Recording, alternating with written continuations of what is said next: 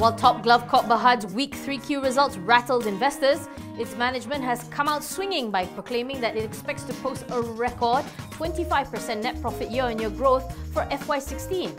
Top Glove chairman Tan Sri Lim Wee Chai said that its net profit for the first 9 months of the year has already exceeded last year's total, and there is still a quarter to go.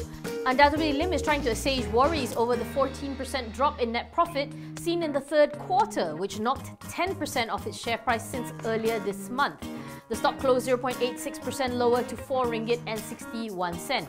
According to Lim, the drop was due to a perfect storm of factors that included a weaker USD, an increase in natural latex prices, and the natural gas price hike in Jan. Lim expects the world's largest glove maker to do better in coming months with the commencement of 28 new lines and the completion of its new factory in Klang. The war of the words continues between low-cost carrier AirAsia Berhad and Malaysia Airports Holdings Berhad. AirAsia chief Irene Omar said that this feud has cost the airline millions of ringgit, as ponding issues at the parking bays meant that constant repairs needed to be done to its aircraft. And this is going to be forever. It's going to be until I was told by the MD himself that it'll take 5 years for the SOL to fully settle. Irene said that AirAsia will continue to work with MAHB, but found it extremely difficult to make an appointment with them. She also took to task MAHB's check-in systems, which it said was less superior to its own. As Brexit fever continues to grip markets leading up to the June 23rd referendum, MIDF says that a Brexit would only have a marginal impact on Malaysia's economic fundamentals, as direct trade impact to Malaysia is minimal and foreign direct investment from the UK will be intact. According to the MIDF, UK has only contributed 1.1% to total trade for the year to date and is ranked 17th out of Malaysia's 240 trading partners. However, that is not to say that Malaysia will be completely spared if Brexit happens.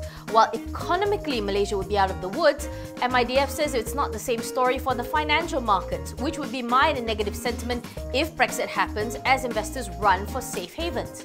And another unintentional outcome of Brexit would be the disintegration of the European Union, which could cause investment activities to slow as uncertainty increases and cause a domino effect on Malaysia's economy.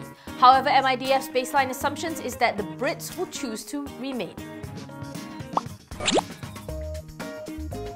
It's game over for SPAC Sona Petroleum Berhad, which is in the midst of identifying a liquidator after failing to secure a qualifying asset. According to MD Datuk Sri Hadian Hashim, there is no timeline as to when shareholders receive the cash from the company's trust account, as there are processes to wade through. But liquidation is set to happen after July. Entitled Sona shareholders will receive about 48 cents for every share held. In April, Sona shareholders had roundly rejected the company's proposition to buy Australia's Stag oil field, and the sales and purchase agreement had been terminated last month. Sona has actually until July 31st to redo the QA, which is actually too short a time to redo the whole process. When asked what was the next course of action for Sona, Hadian simply said, "What is there left to do?" CIMB has taken Dato' Muhammad Nazifuddin Muhammad Najib, son of PM Datuk Sri Najib Razak, to court over default in payment in which he had acted as a guarantor of a company. The sum to be paid, 200,000 ringgit. High Court Judge Ahmad Zaidi Ibrahim has fixed August 1st to decide whether Nazifuddin would have to pay the whole amount or otherwise. Nazifuddin's lawyers had argued that since it was an on-demand guarantee, the demand CIMB had made was not what it had claimed. They said in its letter CIMB had demanded just 12,000 ringgit.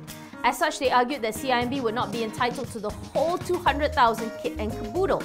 It was reported that the case is currently at the appeal stage, as Nazifuddin had earlier applied to strike out the case, while CIMB had applied for summary judgment.